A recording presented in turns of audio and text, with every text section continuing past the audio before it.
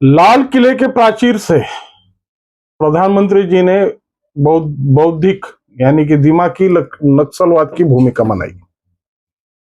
राष्ट्र के सामने ये भूमिका रखी कि दिमागी नक्सलवाद आज किस तरह से भारत की हर परिस्थिति को रुकावट के स्वरूप में बन रहा है। और जिस तरह से यह दिमागी नक्सलवाद है, किस तरह से सामाजिक भूमिका पर अपना वर्चस्व बनाने की कोशिश करता है। वास्तव में यह परिभाषा और ये जो संज्ञा जोड़ी गई,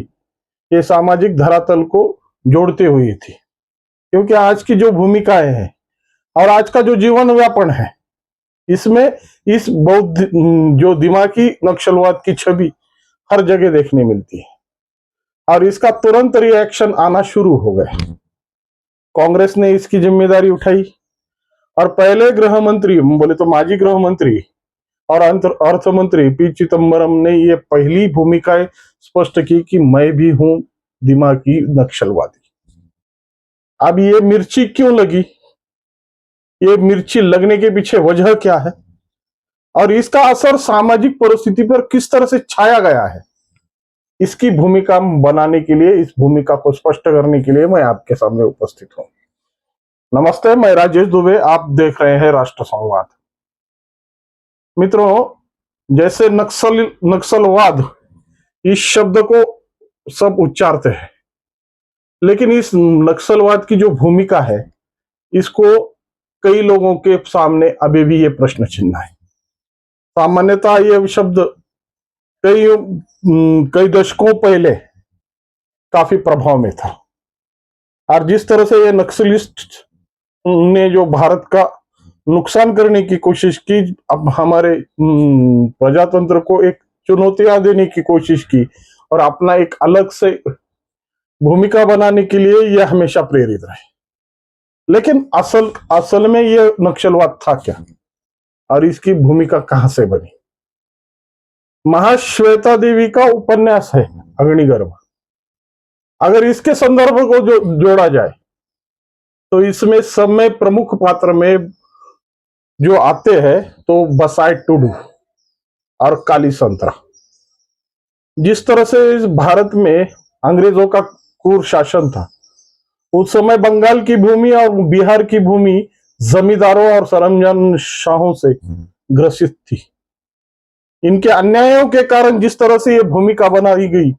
और आम काश्तकारों को, आम भूमिहरों को इसकी सही मायनों में इस पे अन्यायकारक भूमिका है, इन जमींदारों ने और इस सरंजाम शाही ने अपनी भूमिका बनाई। इसकी भूमिका जिस तरह से बनती गई,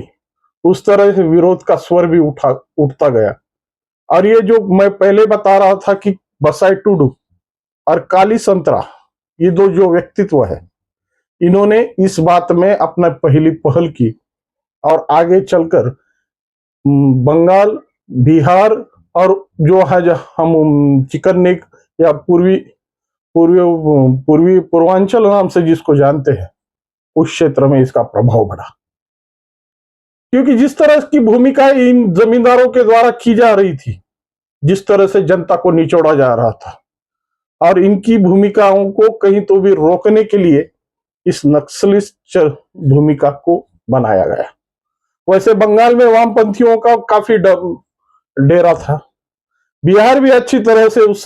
उस भूमिका में आ चुका था और जिस तरह से नॉर्थ ईस्ट को इसको अपनी भूमिका में बनाने के लिए, इसमें इन वामपंथियों ने जिस तरह की भूमिकाएं बनाकर इस सब बातों को अपने नियंत्रण में लिया, अपनी भूमिका को बढ़ाने में कोशिश की। और वास्तव में उस समय जो जिस तरह की परिस्थितियां थी, उस समय यह तंत्र काफी असरदार साबित हुआ और आम लोगों का भी इसको समर्थन काफी अच्छा मिलता गया, क्योंकि आम लोगों की भूमिकाएं इस नक्सलवाद से जुड़ी हुई थी। लेकिन आगे चलकर इस नक्सलवाद का जो स्वाधीनता के बाद इस नक्सलवाद का प्रयोग देश की विघातक भूमिकाओं के लिए इन वामपंथियों ने चुना। जैसे ही सरकारी तंत्र कहीं जमने पाए, सरकारी तंत्र की भूमिका न पहुंचने पाए, इसके लिए इस वामपंथियों विचारों ने इसका इस्तेमाल करके अपनी अलग से भूमिकाएं बनाने की कोशिश की और इसको सशस्त्र नक्सलवाद की भूमिका बनाई।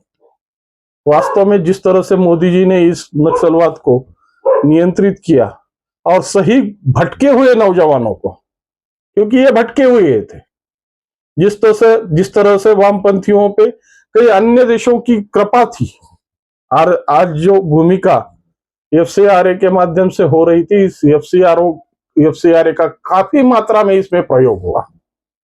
शायद इसकी भूमिका ही समझकर आज एफसीआरए के जो भूमिकाएं बदलने की कोशिश मोदी जी ने की है, उसका प्रमुख तंत्र है। इधर तो पाकिस्तान से हम जूझ रहे थे आतंकवाद के द्वारा, और इधर वामपंथियों के द्वारा जो एक नक्सली भूमिका बनाकर सरकारी तंत्र की कमर तोड़ने की कोशिश, इन दो आतंकवादियों के बीच में फंसा हुआ था भारत, और इसकी मजा ले रहे थे अभी तक के जो सत्ताधारी थे, क्योंकि इनके भूमिकाएं, इनका दबाव, क्योंकि डर जनता के मन में रहना चाहिए, और डर की भूमिका और कास्ट बेस्ड पॉलिटिक्स इनका समय बड़ा हथियार था। जैसे जैसे मोदी जी का प्रभाव बढ़ता गया और जैसे बीजेपी को सत्ता का गलियारा मिला, सब में पहला असर इस नक्सलवाद पे हुआ, और जिस तरह से इस भटके हुए नौजवानों को सही रास्ता बताकर इसकी जो कमर तोड़ी और वामपंथियों को केवल एक सीमित दायरे तक ही प्रभावित रखा है ना, उसकी ये मूल भूमिका है। वास्तव में इसी प्रकार से वामपंथियों का जो असर है आज भी देश के बुद्धिजीवियों पे बहुत बड़ा है। इसीलिए मोदी जी ने जो इसको संज्ञा दी ना, वो संज्ञा है दिमागी नक्सलवाद। हर जगह, हर भूमिका में, हर संगठन में, और विशेष कर कार्यपालिका में इसका बड़ा असर देखने मिलता है। शायद किसी दूसरे धर्म के लिए जिस तरह की भूमिकाएं मांडी जाती है, जिस तरह की भूमिकाएं बनाई जाती है, और उसके बारे में जो सॉफ्ट कॉर्नर इनके मन में होता है, वैसा बाकी हिंदू धर्म के बारे में, हिंदू संस्कृति के बारे में इनके मन में काफी द्वेष भरा हुआ है। मान लो ना, कोई उदाहरण भी देने की कोशिश किए तो अनेक उदाहरण हमारे सामने प्रस्तुत होंगे, और हम ही टटोलते रहेंगे कि ये ब्यूरोक्रेट्स जिस तरह से सेक्युलरिज्म की भूमिका बनाकर अपना पल्ला झाड़ने की कोशिश करते हैं, वो चाहे पुलिस तंत्र हो या कोई महसूल यानी कि महसूल तंत्र हो, काफी तंत्र इससे जुड़े हुए हैं। सब में बड़ा उदाहरण, और आपको सब में बड़ी भूमिका समझाने के लिए एक उदाहरण काफी होगा। जिस तरह नितिन गडकरी जी ने और अमित शाह जी ने मिलकर एक नई धारा लाने की कोशिश की, और हिट एंड रन का जिस तरह से आज तक भूमिकाएं थी, यानी कि एक्सीडेंट करो, किसी को मारो और भाग जाओ, कोई परिणाम नहीं। लेकिन इसको घेरे में लेने के लिए, इसको नियंत्रित करने के लिए जिस तरह से इन दोनों ने मिलकर एक धारा बनाई, और ये धारा के माध्यम से सही मायने पे जो रास्ते पर होने वाला आतंकवाद है उसको नकेल कसने की कोशिश की। लेकिन इस दिमागी नक्सलवाद ने इसका भी एक तोड़ निकाला। मैं बहुत पहले ही बता रहा था, इस दिमागी नक्सलवाद की भूमिका राष्ट्र में हर तरफ इस तरह से बिछी हुई है कि इसको उखाड़ कर फेंकना, यानी कि इसको नव चेतना के द्वारा, जैसा एक आधे कैंसर के मरीज के अंग में जिस तरह से हम जो इलेक्ट्रॉन और जो जिसका सेक देकर उस जीवाणु को मारते हैं, उस तरह से ये दिमागी नक्सलवाद की भूमिका समाज के काफी तत्वों में मिली हुई है, और राष्ट्र और भूमिका इनके लिए सीमित है। इनके लिए अंतरराष्ट्रीय मंचों का जो भूमिका है इनके लिए व्याप्त है, और इसमें अपने हाथ धो रहा है चीन के द्वारा इनको काफी उकसाया गया, क्योंकि जिस तरह से पूर्वांचल की भूमिका पर चीन की नजर है, उस तरह से इस भूमिका को फिर पूर्वांचल में जो बोडो या जो जो भी आंदोलन हुए, ये नक्सलवाद की जो भूमिकाएं बनी, इसमें चीन का सब में बड़ा हाथ था, ये तो सब जानते हैं। लेकिन इस दिमागी नक्सलवाद पर भी काफी लोगों ने अपने पैतरे आजमा कर, और ये जो एफसीआरए की भूमिका को जो आने न देने का सब में बड़ा कारण था कि इनका जो दाना पानी है और इनके लिए जो सृजनशीलता है, जो सेमिनार्स है, इसको बंद कराने का ये बड़ा रास्ता है। अब इस तरह की भूमिका बनाने के बाद और इसकी छोटी सी जब चुटकी ली गई, लाल किले के प्राचीर से जब ये दिमागी नक्सलवाद की भूमिका मांडी गई, तो इस समय अनगिनत लोगों के नीचे से मिर्ची लगना शुरू हुई और इसके उदाहरण अलग अलग तरह से मिलना शुरू है। विपक्ष का कोई भी बंदा, कोई भी नेता और कोई भी कार्यकर्ता इससे छूटा नहीं, और सबने अपनी भूमिकाओं में इस दिमागी नक्सलवाद की प्रेरित रहने की भूमिका बना के रखी। वास्तव में ये सब बातें राष्ट्र के लिए विघातक है, जानते नहीं है। केवल उनको जिस तरह से मोदी जी ने एक बार मोदी जी के ऊपर जिस तरह से राहुल गांधी ने चौकीदार चोर है इस तरह की भूमिका बनाई, तब पूरे भारत में जिस तरह का कैंपेन चला और मैं भी चौकीदार, ये भूमिका लगाकर इस राहुल जी की बातों को जिस तरह से खंडित किया गया ना, उसकी भूमिका बनाने के लिए विपक्ष ने खेला हुआ ये पैतरा है। लेकिन शायद जिस दिन इस पैतरे का सही असर और सही परिणाम अगर इनके सामने आना शुरू हुआ और दिमागी नक्सलवाद की जो भूमिका के अंतर्गत अगर इन पे कार्रवाई शिकंजा अगर कसने लगा, तो इनको लेने के देने पड़ जाएंगे। लेकिन इसकी गंभीरता इनके मन में नहीं है, क्योंकि इनकी मजाकिया पद्धत और इनको जो भूमिकाएं बनाने की आदत इनके कभी भी पछड़े पड़ने वाली नहीं है। इसीलिए तो ये आज सत्ता से कोसों दूर है। और सही मायने में राष्ट्र की भूमिका क्या होती है, राष्ट्र यानी कि क्या, इनके कभी पल्ले नहीं पड़ने वाला। ये सब लुटेरे हैं,